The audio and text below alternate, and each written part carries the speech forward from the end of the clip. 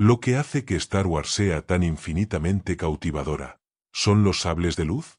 ¿Las épicas batallas espaciales? ¿O tal vez la sabiduría ancestral de los Jedi? Quizás. Pero hay algo más profundo que hace que los fans sigan regresando: los misterios. Durante décadas, los fans han cuestionado, teorizado y reunido los significados ocultos detrás de la galaxia muy, muy lejana. Desde los orígenes de Darth Vader hasta el verdadero propósito de los Sith, estas historias han encendido mil ¿qué pasaría si? Y algunas de estas preguntas se han convertido en teorías completas que desafían todo lo que creemos saber sobre Star Wars. Vamos a sumergirnos en las teorías más convincentes de Star Wars que existen, aquellas que te hacen detenerte, repensar y, tal vez, solo tal vez, creer que fueron parte del plan de George Lucas desde el principio. Desde la extraña posibilidad de que Jar Jar Binks sea un Lord Sith hasta la escalofriante idea de que Palpatine orquestó el nacimiento de Anakin, no hay escasez de giros fascinantes. Así que, tanto si eres un fan casual como si eres de los que pueden recitar el código Jedi de memoria, siéntate mientras exploramos las teorías más convincentes y alucinantes de Star Wars que podrían cambiar por completo la forma en que ves la galaxia.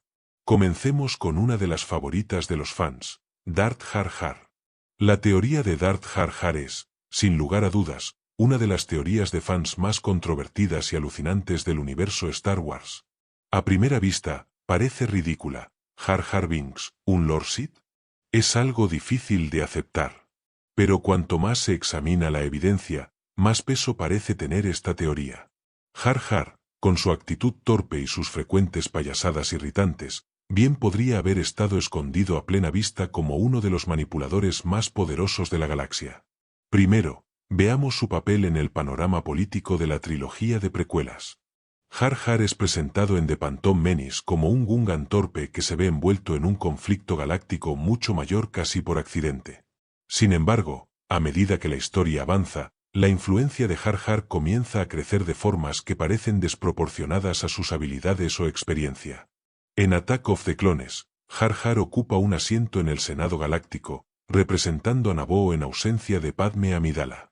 Es aquí donde toma la fatídica decisión de proponer otorgar al Canciller Supremo Palpatine poderes de emergencia, dándole efectivamente el control que necesita para comenzar a desmantelar la República y formar el Imperio. Este momento es fundamental. ¿Por qué alguien tan ingenuo y aparentemente incompetente como Jar Jar sería colocado en un papel tan crítico? Y lo que es más importante, ¿por qué propondría algo tan significativo con tan poco entendimiento de las consecuencias? Según la teoría, esto no fue un error aleatorio, fue un movimiento calculado por un Lord Sith operando en las sombras. Al influenciar al Senado para entregar a Palpatine la autoridad suprema, Jar Jar efectivamente prepara el escenario para la caída de la República. Otro punto clave que respalda esta teoría proviene de la asombrosa habilidad de Jar Jar para sobrevivir a situaciones peligrosas. En The Phantom Menace, hay una escena en la que Jar Jar y Obi-Wan intentan escapar de un pez carnívoro gigante mientras viajan bajo el agua. Jar Jar parece desmayarse del miedo, pero momentos después, una criatura mucho más grande interviene y ataca a su perseguidor, permitiendo que el trío escape. Jar Jar luego se despierta tranquilamente, relamiéndose los labios como si nada hubiera pasado. Esta escena puede parecer un simple alivio cómico, pero algunos fans creen que insinúa algo más siniestro. ¿Podría ser que Jar Jar, en lugar de estar aterrorizado, en realidad estuviera controlando los eventos usando la fuerza? El momento en que se desmaya y la llegada de la segunda criatura parecen demasiado convenientes para ser una coincidencia. Y luego está el gesto de relamerse los labios, casi como si Jar Jar estuviera satisfecho con el resultado, como si hubiera tenido algo que ver todo el tiempo. Si Jar Jar fuera en realidad un usuario del lado oscuro de la fuerza, manipular a las criaturas en el agua encajaría perfectamente con las habilidades de los Sith. Más aún, la forma física de Jar Jar a lo largo de las precuelas desafía la lógica. Para alguien con su supuesto nivel de habilidad, es torpe, constantemente tropezando con cosas, y sin embargo sobrevive a casi todos los encuentros peligrosos que enfrenta, saliendo a menudo completamente ileso. Durante la batalla de Naboo, Jar Jar es lanzado al combate con el gran ejército Gungan, donde se tambalea por el campo de batalla de una manera que debería haberlo matado. En cambio, Sus errores terminan desempeñando un papel crucial en la derrota de los droides de batalla. Accidentalmente activa bombas y desorganiza las filas enemigas, todo mientras permanece ileso. ¿Y si estos no fueron accidentes? ¿Y si Har Har estaba usando la fuerza para controlar de forma subconsciente los eventos a su alrededor, ocultando sus habilidades detrás de una fachada de incompetencia? En este contexto, su supervivencia deja de ser cuestión de suerte y pasa a ser manipulación deliberada. Luego está la cuestión de su habilidad para influir en los demás. En The Phantom Menace, Qui-Gon Jinn usa la fuerza para persuadir a Boss Nass de que ayude a Naboo. Este momento es sutil, pero muestra cuán susceptibles son los Gungans a los trucos mentales. Ahora consideremos a Har Har en Attack of the Clones, cuando propone que se otorguen poderes de emergencia a Palpatine. Su discurso es torpe y poco convincente, y aún así funciona. El Senado estuvo de acuerdo. ¿Cómo logra alguien con la falta de experiencia política de Har Har sacar adelante una moción tan crítica? Algunos seguidores de la teoría sugieren que Har Har pudo haber estado usando una forma de persuasión falsa, similar al truco mental Jedi, para influir sutilmente en quienes lo rodeaban. Es posible que estuviera manipulando al Senado sin que nadie se diera cuenta, al igual que Palpatine lo hacía a una escala mayor. Una parte importante de esta teoría también aborda la idea de que George Lucas originalmente tenía la intención de revelar a Har Har como un Lord Sith, pero que esta trama fue abandonada debido a la abrumadora reacción negativa hacia el personaje. Si bien no hay evidencia concreta que respalde esta afirmación, Lucas ha declarado públicamente que Har Har estaba destinado a tener un papel mucho más importante en las precuelas del que finalmente tuvo. Si Lucas había planeado convertir a Har Har en un gran villano, habría sido un movimiento audaz, uno que habría cambiado drásticamente la forma en que vemos las precuelas. La torpeza de Har Har, su aparente falta de inteligencia y su frecuente cercanía al poder lo convierten en un candidato ideal para alguien que se esconde a plena vista. Los Sith siempre han prosperado en la decepción, usando la distracción para lograr sus objetivos. Es posible que Har Har, lejos de ser el tonto que todos pensaban, en realidad estuviera jugando el juego a largo plazo, trabajando en conjunto con Palpatine para desmantelar la República y asegurar el ascenso del Imperio. Si esto es cierto, entonces Jar Jar Binks podría ser uno de los personajes más peligrosos de toda la saga de Star Wars, un Lord Sith que usó su personalidad torpe como la cobertura perfecta para manipular los eventos tras bambalinas. En el fondo, la teoría de Darth Jar Jar da un giro total a la percepción de Star Wars. Toma al personaje considerado el más molesto de la trilogía y lo reimagina como un cerebro maestro que orquestó la caída de la galaxia. Aunque tal vez nunca sepamos con certeza si este era el plan de Lucas, la evidencia presentada por los fans ciertamente nos da algo en qué pensar. Las acciones de Jar Jar, su increíble capacidad para sobrevivir y su papel sospechoso al otorgar poder a Palpatine sugieren que hay mucho más en este personaje de lo que parece a simple vista. La teoría de que el emperador Palpatine creó a Anakin Skywalker es una de las ideas más escalofriantes que han surgido de la saga Star Wars. Reinterpreta por completo la existencia de Anakin, transformándolo de un niño de la profecía en el resultado de una manipulación oscura. Aunque Revenge of the Sith solo insinúa esta posibilidad, es fácil ver por qué los fans se aferraron a la idea. Hay demasiadas coincidencias alrededor del nacimiento de Anakin como para que sea algo puramente natural.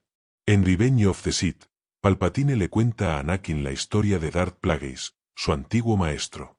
Según Palpatine, Plagueis tenía tal dominio sobre la fuerza que podía evitar la muerte y, más significativamente, crear vida al influir en los midichlorianos, los organismos microscópicos que existen en todos los seres vivos y son la clave para conectarse con la fuerza. El tono de Palpatine durante esta conversación es casi conspirativo, como si estuviera dejando pistas a Anakin sin revelar completamente sus intenciones. ¿Podría ser que Palpatine hubiera aprendido esta técnica de Plagueis y la hubiera usado para manipular la concepción de Anakin? Los orígenes misteriosos de Anakin ofrecen un terreno fértil para esta teoría. En The Phantom Menace, Shmi Skywalker, la madre de Anakin, le dice célebremente a Qui-Gon Jinn que no hubo padre. Anakin simplemente fue. Este nacimiento milagroso ha sido visto durante mucho tiempo como una señal de que Anakin estaba destinado a cumplir la antigua profecía Jedi del elegido, aquel que traería equilibrio a la fuerza. Pero, ¿y si esto no fue una ocurrencia aleatoria? ¿Y si la concepción de Anakin no fue la voluntad de la fuerza, sino la creación deliberada de un Lord Sith? La teoría sugiere que Palpatine, tal vez incluso antes de que Anakin naciera, manipuló los midichlorianos dentro del cuerpo de Shmi para crear vida, específicamente con el objetivo de engendrar a un ser poderoso en la fuerza que algún día pudiera convertirse en su aprendiz.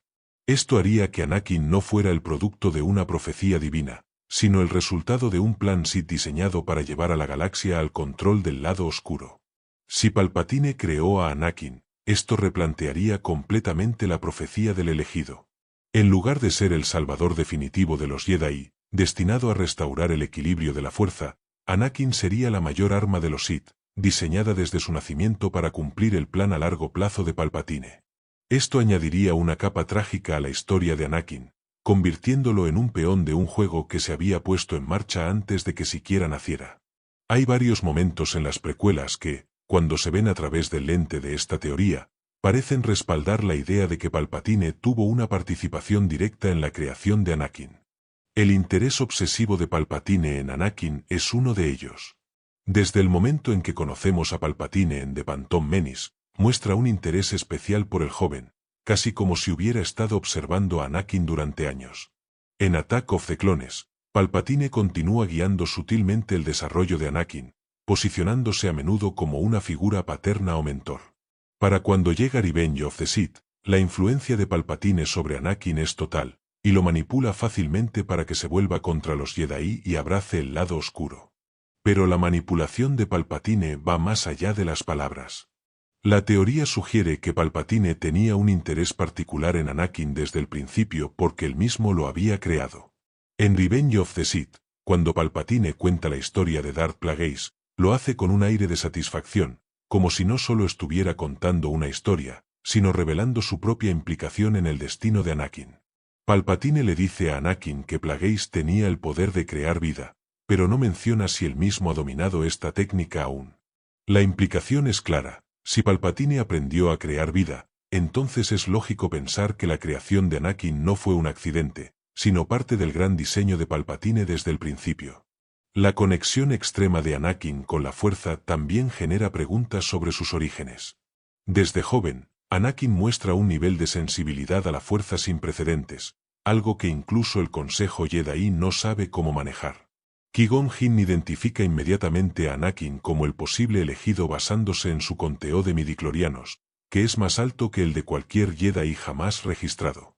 Si Anakin fue realmente creado mediante la manipulación de los midichlorianos, eso explicaría por qué es tan singularmente poderoso. No fue una casualidad. Palpatine podría haber estado forjando al aprendiz Sith definitivo desde el comienzo. Esta teoría también añade un giro más oscuro a la relación entre Anakin y Palpatine. Si Palpatine creó a Anakin, significa que su vínculo va más allá de una simple tutoría o manipulación. Anakin sería, en cierto sentido, un hijo del lado oscuro, la creación de Palpatine, traído al mundo con el único propósito de ayudar a los Sith a ascender al poder. Esto hace que la caída de Anakin al lado oscuro en Revenge of the Sith sea aún más trágica. No fue simplemente seducido por las promesas de Palpatine de salvar a Padmé o de obtener poder absoluto. Su vida entera fue moldeada por el lado oscuro desde el momento en que fue concebido. Si es cierta, esta teoría también redefine el linaje Skywalker, sugiriendo que el destino de la familia estuvo ligado a los Sith desde el principio. Los Skywalker siempre han tenido una relación única con la fuerza, pero si Anakin fue creado por Palpatine, eso significa que la sangre Skywalker fue en parte una creación de los Sith. Esta revelación haría que la lucha familiar entre el lado luminoso y el lado oscuro fuera aún más conmovedora. El lado oscuro habría estado entrelazado con su legado desde el principio, y el viaje de los Skywalker para restaurar el equilibrio se volvería aún más significativo, ya que estarían deshaciendo el mismo mal que llevó a su creación. Por supuesto, no hay una prueba definitiva en las películas de que Palpatine creara a Anakin. La idea es en gran medida especulativa, basada en las palabras crípticas de Palpatine y las extrañas circunstancias del nacimiento de Anakin. Pero la teoría ha ganado popularidad porque añade profundidad y tragedia a la historia de Anakin. En lugar de ser un niño aleatorio de la profecía, Anakin se convierte en producto de la manipulación Sith, un peón en el plan de Palpatine para controlar la galaxia. Y si esta teoría es cierta, entonces la redención final de Anakin en Return of the Jedi se vuelve aún más poderosa. Al volverse contra Palpatine y destruirlo, Anakin no solo estaría cumpliendo la profecía del elegido, sino también liberándose de las fuerzas oscuras que moldearon toda su existencia. Independientemente de si esta teoría es verdadera o no, está claro que Palpatine tenía un interés particular en Anakin desde el momento en que apareció por primera vez en The Phantom Menace. Sus manipulaciones a lo largo de las precuelas muestran que siempre tuvo la intención de que Anakin se uniera a él en el lado oscuro. Ya sea que Palpatine haya orquestado el nacimiento de Anakin o simplemente lo haya visto como una herramienta para usar, su influencia sobre la vida de Anakin no puede ser subestimada. La caída y eventual redención de Anakin son clave en la saga de Star Wars, y esta teoría solo profundiza la tragedia de su arco de personaje. Hablando de las formas manipuladoras de Palpatine, aquí hay una teoría que lleva su oscuridad a un nivel completamente nuevo. La idea de que fue directamente responsable de la muerte de Padmé Amidala, usando su fuerza vital para alimentar la transformación de Anakin en Darth Vader. Si es cierta, esto convertiría a Palpatine no solo en el arquitecto de la caída de Anakin al lado oscuro, sino también en la fuerza impulsora detrás del trágico final del gran amor de Anakin. En Revenge of the Sith, la muerte de Padmé ocurre de forma repentina y misteriosa. Está en perfecto estado de salud justo hasta el momento en que da a luz a Luke y Leia. Sin embargo, los droides médicos dicen que ha perdido la voluntad de vivir. ¿En serio? Una senadora valiente, una guerrera por la paz, una mujer que ha llevado gemelos durante el colapso de una galaxia simplemente se rinde?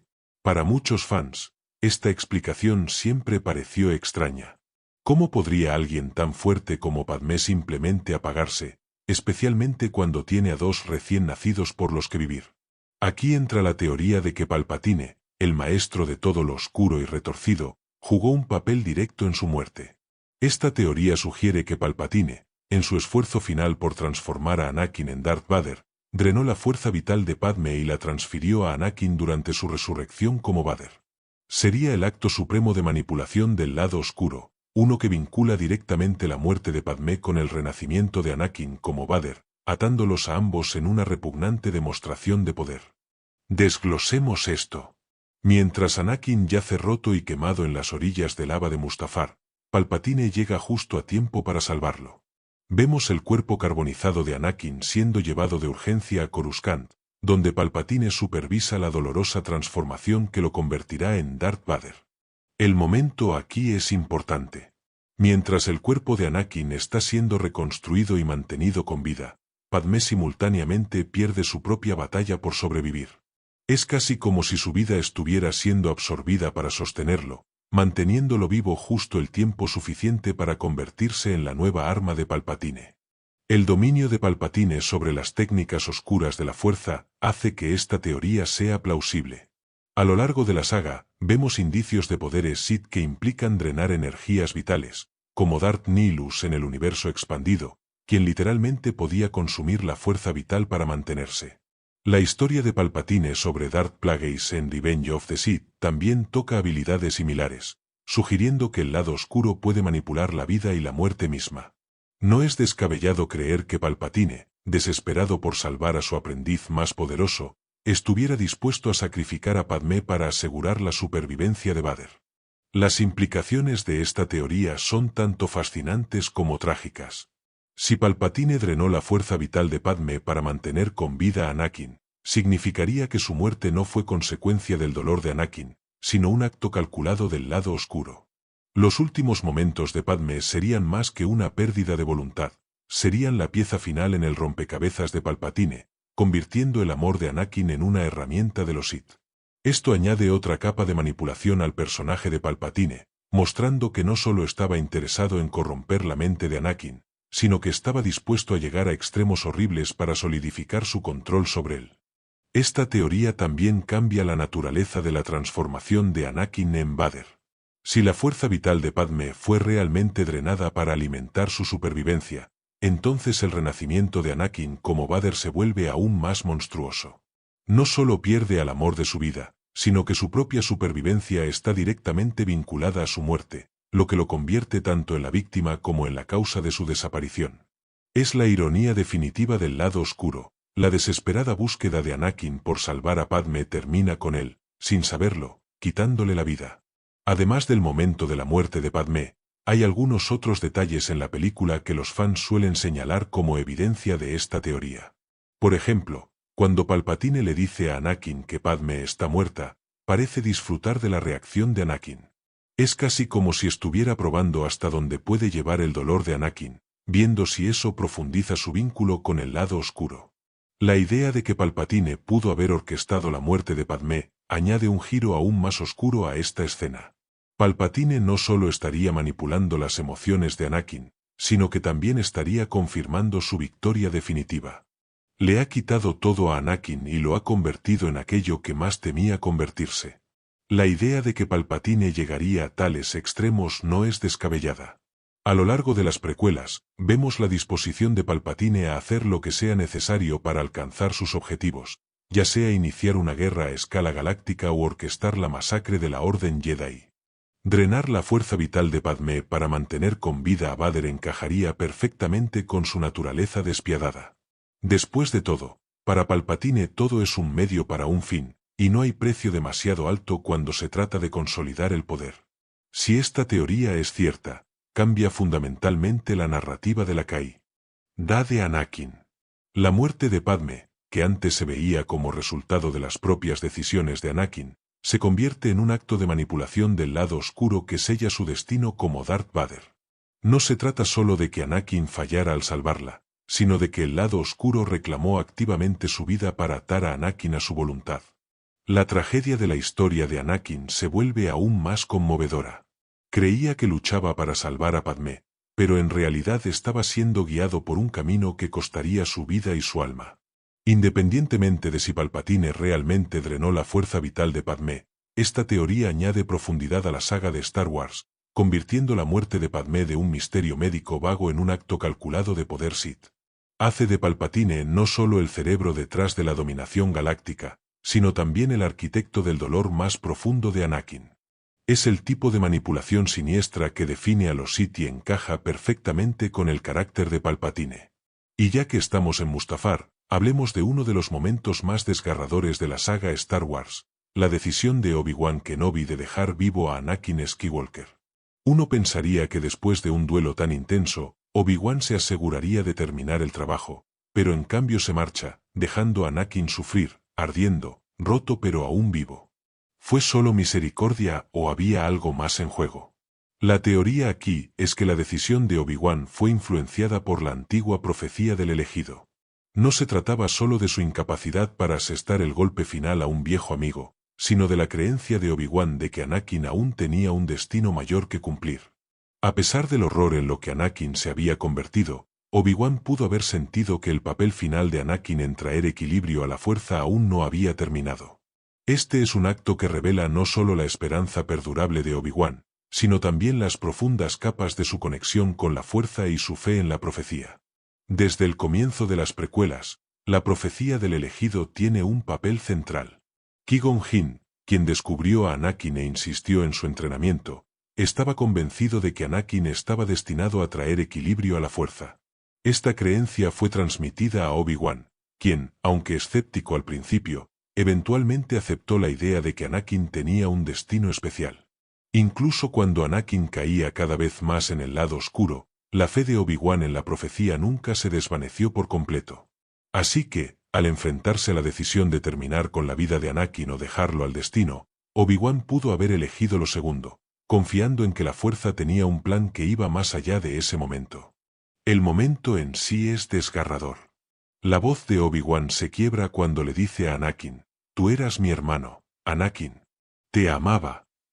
Y, sin embargo, a pesar del dolor y la traición, Obi-Wan no da el golpe final. Simplemente observa cómo Anakin es consumido por las llamas de Mustafar. ¿Podría ser porque Obi-Wan sintió que matar a Anakin destruiría el mismo equilibrio que estaban destinados a alcanzar? Si Anakin era realmente el elegido, entonces su muerte significaría el fin de esa profecía y posiblemente el fin de la esperanza para la galaxia.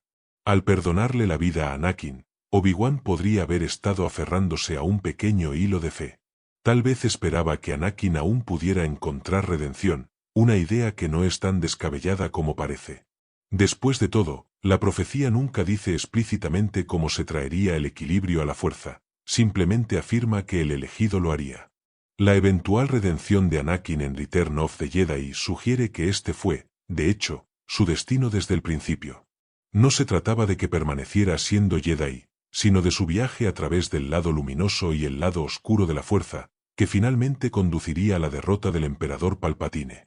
Así que, en un retorcido sentido, la decisión de Obi-Wan de dejar con vida a Anakin pudo haber sido precisamente lo que permitió que la profecía se cumpliera.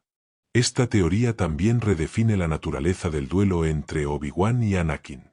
En lugar de verlo como un trágico final de su amistad, podemos verlo como un punto de inflexión necesario en el arco de la profecía.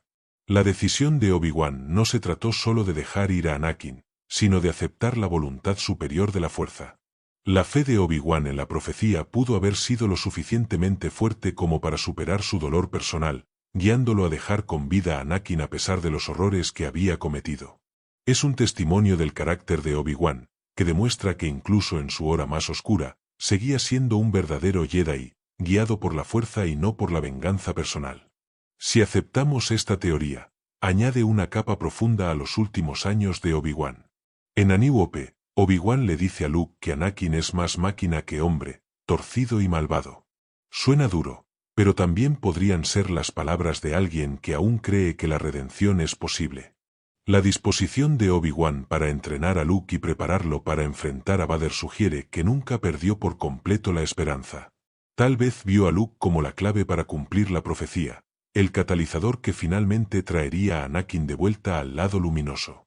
Y no olvidemos la propia conexión de Obi-Wan con la fuerza. A lo largo de la saga, se lo retrata como uno de los más fieles seguidores del código Jedi y de la voluntad de la fuerza. Repetidamente demuestra una comprensión profunda de la voluntad de la fuerza, desde su entrenamiento bajo Qui-Gon hasta su autosacrificio en la Estrella de la Muerte. Al dejar con vida a Anakin, Obi-Wan pudo haber estado actuando no solo por emoción, sino por un profundo sentido del deber hacia la profecía. No estaba abandonando a Anakin, lo estaba dejando para que cumpliera su destino, fuera cual fuera. Si esta teoría es cierta, no solo explica las acciones de Obi-Wan en Mustafar, sino que también reconfigura toda su relación con Anakin. Sugiere que Obi-Wan no era solo un mentor con el corazón roto, sino un verdadero creyente en la profecía, confiando en que la fuerza encontraría la manera de restaurar el equilibrio. Añade una capa trágica a su decisión, mostrando que incluso mientras se alejaba de Anakin, aún se aferraba a la esperanza. En última instancia, la decisión de Obi-Wan en Mustafar se convierte en algo más que una elección personal, se convierte en un momento definitorio en la historia del elegido. Al dejar con vida a Anakin, Obi-Wan mantuvo viva también la profecía, permitiendo que la fuerza continuara su misterioso, y a menudo doloroso, camino hacia el equilibrio. La idea de que Mace Windu sobrevivió a su dramática caída en Revenge of the Sith es una de esas teorías que se niega a desaparecer. Para muchos fans, simplemente es demasiado difícil aceptar que uno de los Jedi más poderosos de la galaxia pudiera morir de forma tan abrupta. Después de todo, estamos hablando de Mace Windu. El maestro Jedi con habilidades de combate incomparables, un sable de luz púrpura y un estilo de lucha que abrazaba tanto el lado luminoso como el lado oscuro de la fuerza. ¿Podría haber sobrevivido a esa caída? La teoría ciertamente presenta un caso convincente. Pongamos la escena en contexto. Es la fatídica noche de la Orden 66, cuando Windu, junto con otros 3 maestros Jedi, confronta a Palpatine en su oficina con la intención de arrestarlo. El enfrentamiento rápidamente escala a un duelo intenso, y uno por uno los otros maestros Jedi caen, quedando solo Mace. Windu demuestra estar a la altura del señor Sith, y por un momento parece que realmente podría ganar. Pero entonces Anakin interviene, cortándole la mano a Windu y permitiendo que Palpatine desate una descarga de rayos de la fuerza que lanza a Windu fuera de la ventana, aparentemente hacia su muerte. Pero aquí es donde las cosas se ponen interesantes. Aunque ciertamente parece fatal, hay muchos elementos en esta escena que sugieren que Windu pudo haber sobrevivido. En primer lugar, hemos visto a Jedi sobrevivir a situaciones mucho peores. Luke Skywalker sobrevivió a una caída similar en The Empire Strikes Back, usando la fuerza para frenar su descenso y aterrizar a salvo. El propio Palpatine cae por el reactor de la Estrella de la Muerte en Return of the Jedi, solo para regresar en la trilogía secuela. Incluso Darth Maul, que fue literalmente partido en dos por Obi-Wan Kenobi, sobrevivió para pelear otro día. Entonces, ¿por qué Mace, uno de los Jedi más poderosos de su era, no tendría la capacidad de sobrevivir a una caída? Mace Windu no era cualquier Jedi, era un maestro del Baapad, una forma de combate con sable de luz que canaliza tanto las energías del lado luminoso como del lado oscuro. La naturaleza única de Baapad le daba a Windu una ventaja en combate sobre la mayoría de los oponentes, incluidos los señores Sith como Palpatine. Dada su profunda conexión con la fuerza, es totalmente plausible que Windu pudiera haber usado la fuerza para amortiguar su caída, reducir su impulso o incluso guiarse hacia un aterrizaje más seguro. La idea de que Windu sobrevivió a su caída se alinea perfectamente con su maestría ya establecida en habilidades tanto físicas como basadas en la fuerza. Y luego está el tema de su fuerza de voluntad. Windu no solo era uno de los luchadores más fuertes de la Orden Jedi, también era uno de los más determinados. Era un Jedi que no se rendía fácilmente, como lo demuestra su postura inquebrantable frente a Palpatine durante su duelo. Si alguien tenía la pura voluntad para sobrevivir a tal evento, ese era Windu. Su supervivencia no sería solo una hazaña física, sería un testamento a su determinación, su negativa a dejar que los Sith ganaran, incluso ante probabilidades abrumadoras. Curiosamente, Samuel L. Jackson, quien interpretó a Mace Windu, ha dicho en múltiples ocasiones que cree que Windu sobrevivió. Jackson incluso ha sugerido que le encantaría regresar como el personaje en futuras historias de Star Wars. Su respaldo a la teoría le ha dado una dosis adicional de credibilidad y ha desatado interminables especulaciones sobre dónde podría estar Windu si realmente sobrevivió. ¿Estaría escondido como Obi-Wan y Yoda, o estaría tramando su regreso, esperando el momento adecuado para contraatacar contra los restos del Imperio? Si Windu sobrevivió, se abren posibilidades narrativas fascinantes. Imagina a un Mace Windu herido y marcado, tanto física como emocionalmente, navegando una galaxia posterior a la Orden 66. Sería un exiliado, un Jedi atormentado por su fracaso al no detener a Palpatine ni prevenir el ascenso del Imperio. La supervivencia de Windu añadiría una capa intrigante a la era posterior a las precuelas, ofreciendo un posible aliado a otros Jedi sobrevivientes como Ahsoka Tano, o una nueva figura mentora para personajes como Luke Skywalker. El potencial del regreso de Windu en el canon de Star Wars es tentador. Un enfrentamiento entre Mace Windu y Darth Vader, por ejemplo, sería un choque épico entre dos figuras titánicas, ambas marcadas por los eventos del pasado. Windu estaría impulsado por un deseo de redención y una necesidad de corregir sus errores, mientras que Vader sería la encarnación del camino oscuro que Windu luchó tan intensamente por evitar. Es una confrontación que podría tener un peso emocional inmenso, no solo para los personajes, sino también para los fans. La supervivencia de Windu también nos obligaría a reconsiderar su papel en la Orden Jedi y su relación con Anakin. Windu fue uno de los pocos Jedi que desconfiaba constantemente de Anakin, advirtiendo a otros sobre su imprevisibilidad y su potencial para la oscuridad. Sus últimas palabras a Anakin antes de ser traicionado: "Es demasiado peligroso para dejarlo con vida", cobran una ironía amarga si Windu sobreviviera, pues enfrentaría las consecuencias de esa misma decisión. ¿Seguiría Windu aferrado a sus viejas formas, rígido en su interpretación del código Jedi, o su exilio lo habría suavizado, llevándolo a una nueva comprensión de la fuerza y su equilibrio? Por supuesto, la teoría de que Mace Windu sobrevivió no está exenta de desafíos. Para empezar, nunca hemos visto ningún indicio de la existencia de Windu en la trilogía original, la trilogía secuela, o incluso en series animadas como Rebels o The Clone Wars. Si realmente sobrevivió, se ha mantenido extraordinariamente bien escondido, incluso más que otros Jedi sobrevivientes como Obi-Wan o Yoda. Pero es posible que Windu, al reconocer el alcance del Imperio, haya elegido desaparecer por completo, esperando su momento en aislamiento hasta creer que podía tener un impacto significativo. El momento de su regreso también podría ser significativo.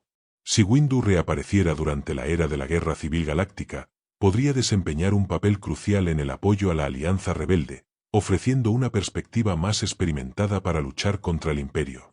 Alternativamente, si sobreviviera hasta la era de la Nueva República, podría convertirse en una figura mentora para Luke, proporcionando valiosas ideas sobre los errores de la antigua Orden Jedi y ayudando a moldear el futuro de los Jedi. En cualquier caso, la posibilidad de que Windu haya sobrevivido no solo añadiría un nuevo capítulo a su historia, sino que también generaría ondas en todo el universo de Star Wars. Su regreso podría desafiar tanto el resurgimiento del Imperio como el intento de los Jedi de reconstruirse, proporcionando una narrativa más compleja donde los errores del pasado continúan acechando el presente de la galaxia. El personaje de Mace Windu estuvo definido por su fuerza, su honor y su inquebrantable compromiso con la justicia. Si sobrevivió, no se trataría solo de traer de vuelta a un personaje querido por los fans, sino de explorar temas de redención, fracaso y resiliencia frente a la oscuridad. La supervivencia de Windu no desharía la tragedia de su caída, la amplificaría. Dándole la oportunidad de corregir el rumbo de la galaxia mientras enfrenta los límites de sus propias creencias. La idea de que Mace Windu aún está ahí afuera, marcado pero no quebrado, añade una capa de esperanza a la oscuridad de la caída Jedi. Sugiere que incluso en los momentos más oscuros, hay una chispa de supervivencia, una oportunidad de redención y una esperanza persistente de que la lucha no ha terminado del todo. La idea de que R2D2 ha sido un héroe encubierto todo el tiempo es una de las reinterpretaciones más fascinantes de Star Wars. Durante décadas lo hemos conocido como el leal droide astromecánico, el compañero confiable que siempre está ahí para salvar el día. Pero ¿y si R2D2 fuera más que un simple acompañante?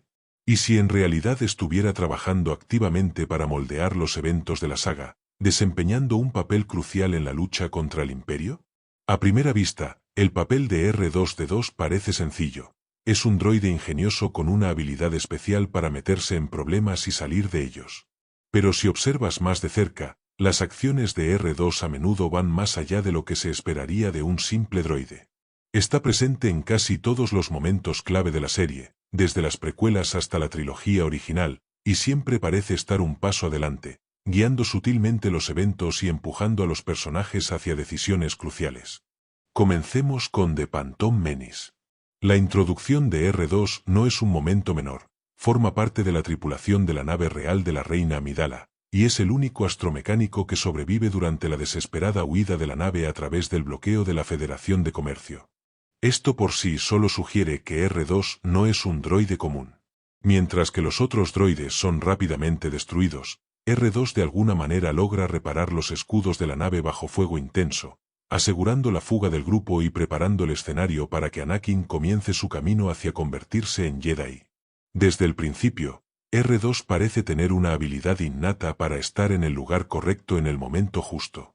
Pero el verdadero peso de esta teoría se encuentra en Revenge of the Sith. A lo largo de la película, R2D2 muestra un nivel de pensamiento estratégico casi increíble. Ya sea usando sus diversas herramientas para sabotear droides de batalla, brindando cobertura a Anakin y Obi-Wan, o hackeando sistemas críticos con facilidad, la rapidez mental de R2 salva el día una y otra vez.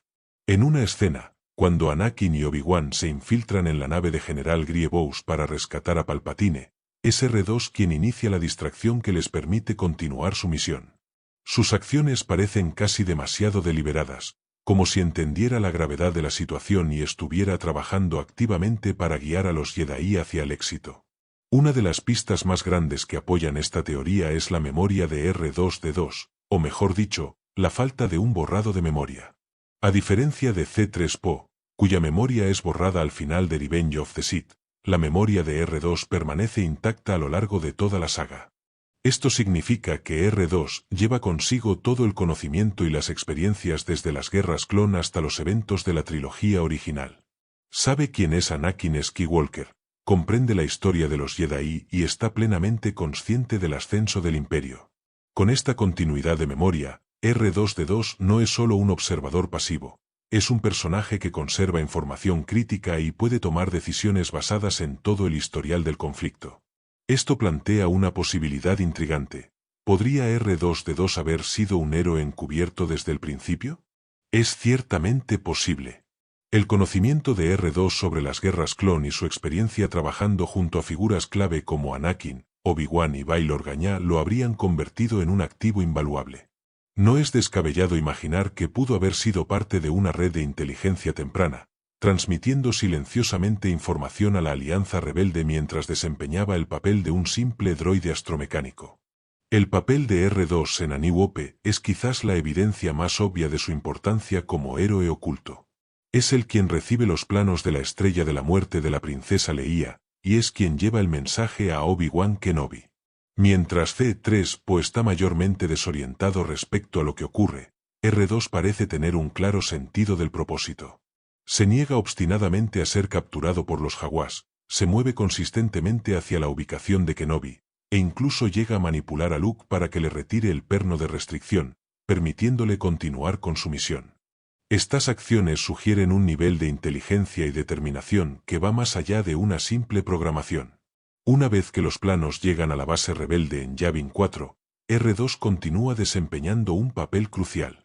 Es el quien asiste en el análisis de las debilidades de la Estrella de la Muerte, lo que lleva finalmente al descubrimiento del conducto de escape térmico, un detalle clave que permite a Luke destruir la estación.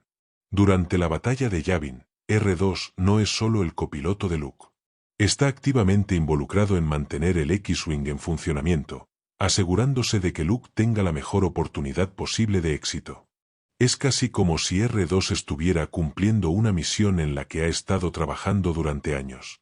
La idea de que R2-D2 es un héroe oculto replantea muchas de sus acciones a lo largo de la trilogía original. En The Empire Strikes Back, el ingenio de R2 vuelve a ser crucial, ya sea reparando el hiperimpulsor del Millennium Falcon o proporcionando apoyo vital a Luke en Dagobah. Y en Return of the Jedi, R2 forma parte de la misión para rescatar a Han Solo de Jabba the Hutt. Es el quien lleva el sable de luz de Luke, ocultándolo con astucia hasta el momento preciso.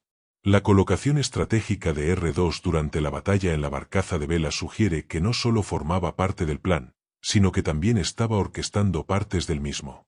Lo que hace que esta teoría sea particularmente convincente es la naturaleza de la autonomía de R2-D2.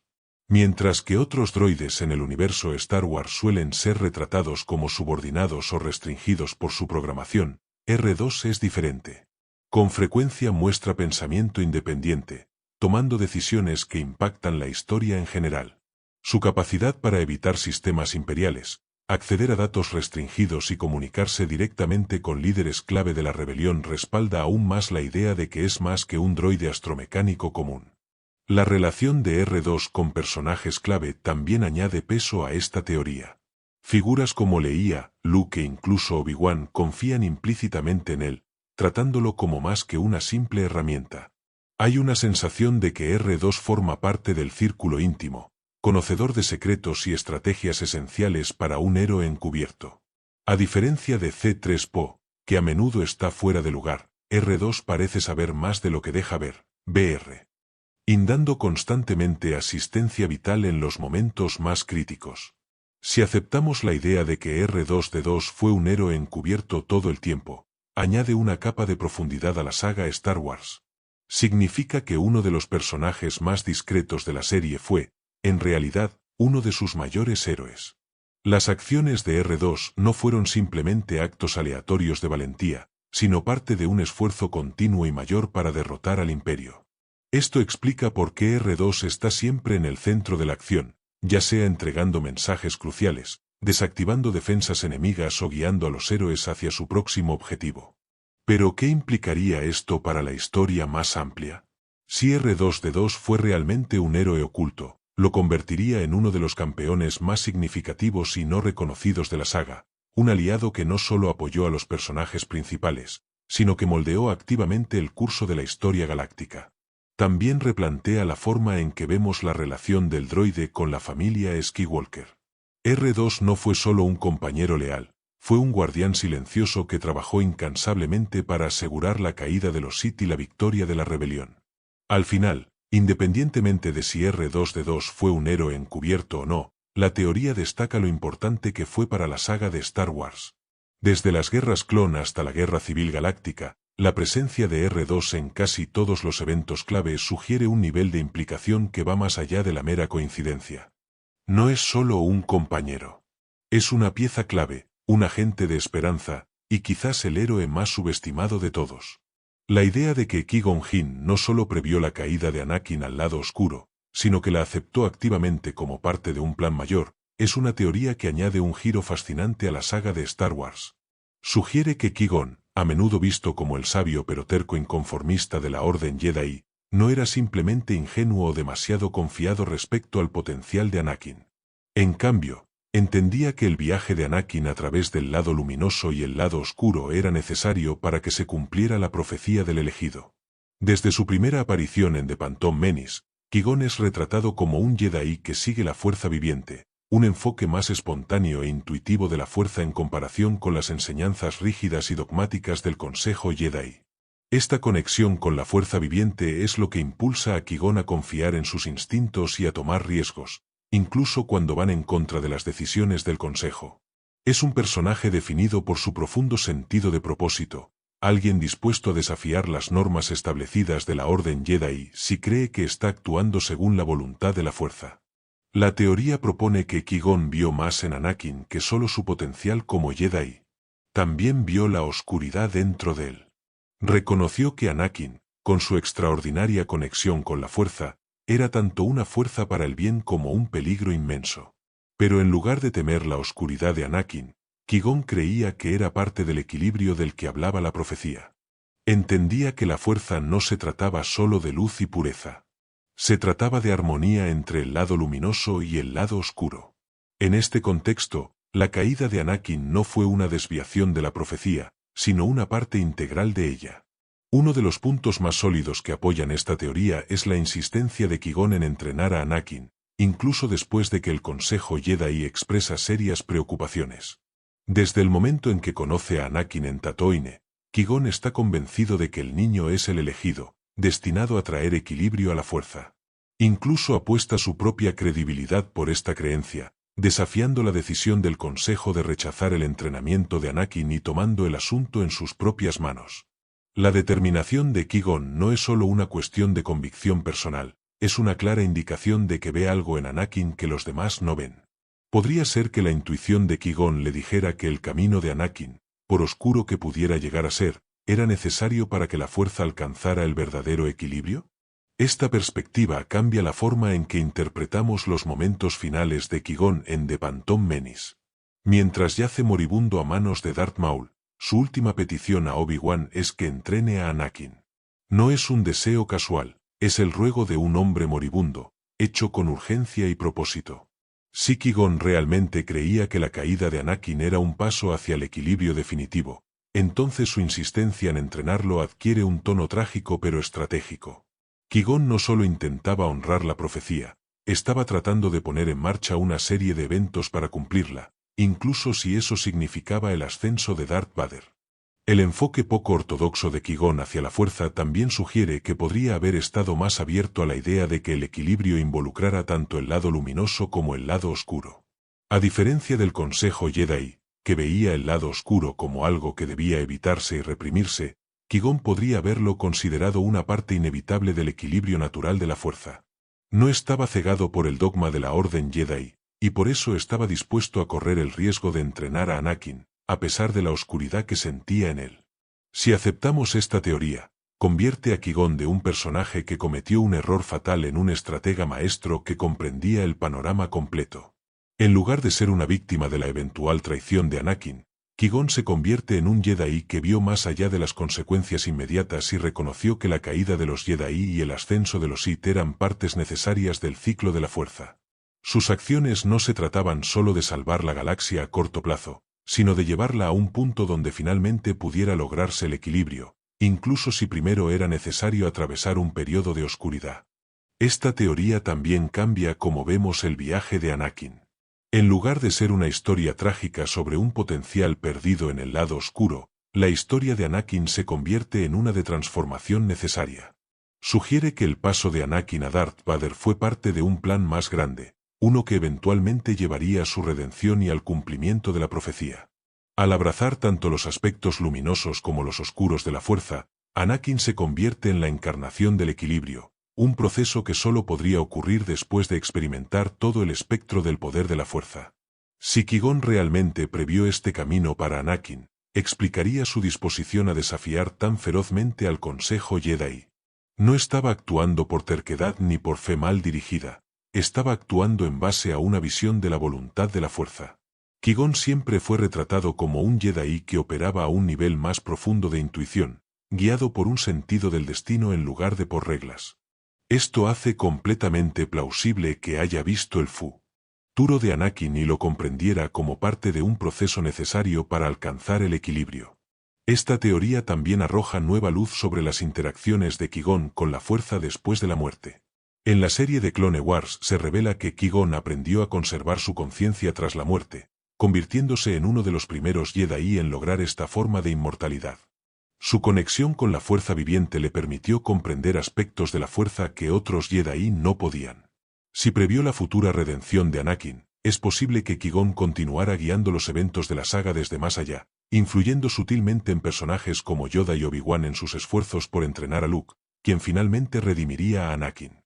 Hay una ironía innegable en la idea de que el mismo Jedi que puso en marcha el camino de Anakin fue quien previó la oscuridad que seguiría. Pero esa ironía es también lo que hace que la teoría sea tan convincente. La comprensión de Qui-Gon sobre la profecía no se basaba en evitar la oscuridad, sino en abrazarla como una parte necesaria del viaje. Esta interpretación lo pinta como un visionario, alguien que vio el panorama completo de lo que la fuerza requería, incluso si eso significaba soportar una gran pérdida personal. Si es cierta, esta teoría añade una capa trágica pero heroica al personaje de Qui-Gon. No fue solo un Jedi que creyó en el elegido, fue un Jedi que creyó en el diseño mayor de la fuerza, uno que requería equilibrio a través tanto de la creación como de la destrucción. En este contexto, la decisión de Qui-Gon de entrenar a Anakin no fue un error, fue una elección calculada hecha por alguien que comprendía que, a veces, el camino hacia el equilibrio requiere atravesar la oscuridad antes de encontrar la luz. En última instancia, esta teoría transforma a Qui-Gon de un inconformista que se arriesgó con Anakin en un Jedi que tenía una comprensión profunda, casi profética, de la voluntad de la fuerza. Su historia se convierte en una de previsión, sacrificio y fe inquebrantable en la profecía, incluso cuando eso significaba aceptar los aspectos más oscuros de la fuerza. Esto añade una capa de complejidad al personaje de Qui-Gon, haciéndolo no solo un sabio mentor, sino un Jedi cuyas acciones estaban guiadas por un profundo sentido de destino. La teoría de que Count Dooku creía ser él mismo el elegido es una reinterpretación fascinante de su personaje. Añade una dimensión adicional a las motivaciones del exmaestro Jedi, sugiriendo que su paso al lado oscuro no se trató solo de poder personal o venganza contra los Jedi, sino que se convierte en la historia trágica de un hombre que realmente creía estar cumpliendo la profecía del equilibrio, solo para ser manipulado por Darth Sidious y caer víctima de sus propias ambiciones. La transformación de Dooku de maestro Jedi a Lord Sith es uno de los arcos más intrigantes de la saga de Star Wars. Comienza como un idealista noble, desilusionado con la complacencia de la Orden Jedi y la corrupción de la República. A diferencia de Anakin, cuya caída al lado oscuro es impulsada por la pérdida personal y la ira, la caída de Dooku parece más calculada, incluso filosófica. Está motivado por un deseo genuino de generar un cambio, aunque a través de medios cada vez más despiadados. La idea de que Dooku creía ser el elegido se alinea con este retrato complejo de un hombre que se veía a sí mismo como un salvador, no como un villano. Para entender esta teoría, hay que observar la desilusión de Dooku con la Orden Jedi. Como Jedi, Dooku no solo era poderoso, sino también profundamente inteligente, conocido por su comportamiento refinado y su compromiso con la justicia. Sin embargo, a medida que la República se volvía más corrupta y la Orden Jedi más rígida, Dooku comenzó a cuestionar la eficacia del enfoque Jedi. Llegó a ver a la Orden como pasiva, incapaz de tomar acción decisiva contra la creciente oscuridad en la galaxia. La decisión de Dooku de dejar la Orden Jedi fue impulsada por la convicción de que ya no eran capaces de restaurar el equilibrio. La profecía del elegido predecía que alguien traería equilibrio a la fuerza. Mientras que los Jedi interpretaban esto como alguien que destruiría a los Sith, la perspectiva de Dooku probablemente era más matizada. Podría haber creído que el equilibrio solo podría lograrse desmantelando las instituciones defectuosas que permitieron que la corrupción y la oscuridad prosperaran, incluida la propia Orden Jedi. En este contexto, la alianza de Dooku con Darth Sidious podría verse como un movimiento estratégico más que como un fallo moral. No fue simplemente seducido por el lado oscuro, estaba siguiendo lo que él creía que era el camino necesario para cumplir su destino como el elegido. Una de las piezas de evidencia más convincentes que respaldan esta teoría es el liderazgo de Dooku en el movimiento separatista. Si bien los separatistas suelen representarse como peones de los Sith, la participación de Dooku sugiere una motivación más profunda. Él no se veía a sí mismo como un sirviente de Sidious, se veía como un revolucionario liderando un movimiento para derrocar una república corrupta y, en última instancia, restaurar el equilibrio en la galaxia. El hecho de que Dooku estuviera dispuesto a asumir este inmenso rol, a pesar de conocer los riesgos y los compromisos morales involucrados, indica que creía que sus acciones estaban justificadas. No intentaba simplemente acumular poder, estaba intentando remodelar la galaxia según lo que consideraba una imagen más equilibrada. Las interacciones de Dooku con otros personajes también insinúan su creencia en su propio destino. En Attack of the Clones, Dooku intenta convencer a Obi-Wan Kenobi de que se le una, revelando que Darth Sidious está controlando el Senado y que la República está bajo la influencia de los Sith. Aunque esto podría interpretarse como una maniobra para manipular a Obi-Wan, hay un elemento de sinceridad en las palabras de Dooku. Realmente cree que los Jedi están ciegos a la verdad y que solo él tiene la visión para ver lo que debe hacerse. Si Dooku se veía a sí mismo como el elegido, tendría sentido que intentara reclutar a un Jedi poderoso como Obi-Wan para su causa, con la esperanza de unir el lado luminoso y el lado oscuro en la búsqueda del equilibrio. La teoría también se alinea con el estilo de combate único de Dooku y su uso de la fuerza como Lord Sith. Aún conservaba cierta elegancia y contención en el combate, lo que refleja su creencia en un enfoque más equilibrado del poder. A diferencia de otros Sith, que suelen estar impulsados por la rabia y el odio, Dooku mantuvo un comportamiento calmado y compuesto, incluso al enfrentarse a oponentes como Yoda o Anakin. Su dominio de la forma 2, o Makasi, un estilo de esgrima con sable de luz, enfatiza la precisión y el control, lo que sugiere que Dooku se veía a sí mismo como un guerrero disciplinado, capaz de traer equilibrio mediante una acción mesurada. Si Dooku realmente creía que él era el elegido, su caída al lado oscuro se vuelve aún más trágica. En lugar de ser una historia de simple traición, se convierte en una historia de convicción equivocada. La creencia de Dooku en su propio destino lo habría hecho vulnerable a la manipulación de Sidious, quien fácilmente pudo haber explotado el sentido de propósito de Dooku para servir a sus propios fines. En esta línea de pensamiento, la muerte de Dooku a manos de Anakin en Revenge of the Sith no es solo la eliminación de un rival, sino la transferencia simbólica del manto del elegido. Dooku, quien una vez creyó estar destinado a traer equilibrio, es derrotado por el verdadero elegido, completando así el ciclo de la profecía. La idea de que Dooku se vio a sí mismo como el elegido también plantea preguntas sobre la profecía misma. Si Dooku pudo interpretar erróneamente la profecía de forma tan profunda, sugiere que la naturaleza del elegido siempre estuvo sujeta a interpretación. La ambigüedad de la profecía, combinada con la interpretación rígida del Consejo Jedi, puede haber contribuido a la caída tanto de los Jedi como de los Sith. La historia de Dooku, entonces, se convierte en una advertencia sobre los peligros del orgullo y las limitaciones de tratar de imponer la propia visión del equilibrio a la galaxia. A pesar de lo intrigante de esta teoría, no tiene las implicaciones de largo alcance de otras teorías, como la idea de que Palpatine creó a Anakin o que Qui-Gon previó la caída de Anakin. La creencia de Dooku en sí mismo como el elegido no cambia fundamentalmente la trayectoria de la saga, más bien, añade profundidad a las motivaciones de Dooku y nos da una comprensión más matizada de su personaje. Sugiere que el camino de Dooku no fue solo sobre poder, sino sobre una creencia genuina, aunque equivocada, en su papel como salvador de la galaxia. Sin embargo, esta teoría sí ayuda a explicar las acciones de Dooku a lo largo de las precuelas. Lo retrata como un personaje impulsado por el destino, más que por la simple ambición. También resalta la tragedia de su caída. Dooku no era un villano en el sentido tradicional, era un hombre que creía ser el héroe de su propia historia. Esto hace que su derrota a manos de Anakin, el verdadero elegido, sea aún más conmovedora. La muerte de Dooku se convierte en el momento en que su creencia equivocada en su propio destino se desmorona y la profecía vuelve a su curso previsto. Si es cierta, Esta teoría añade una capa de complejidad a la relación de Dooku tanto con los Jedi como con los Sith. No era simplemente un traidor a la Orden Jedi, era alguien que creía estar cumpliendo un propósito superior, incluso mientras abrazaba la oscuridad. También hace que su alianza con Sidious sea más comprensible, no como una traición deliberada, sino como una alianza por conveniencia destinada a provocar el cambio que él creía necesario. En última instancia, la teoría de que Dooku creía ser el elegido no cambia la narrativa general de Star Wars, pero sí proporciona un contexto más rico para el personaje de Dooku. Lo convierte de un simple aprendiz Sith en una figura trágica, cuya ambición estaba impulsada por un deseo genuino de cumplir la profecía, incluso si eso significaba volverse contra todo lo que alguna vez creyó.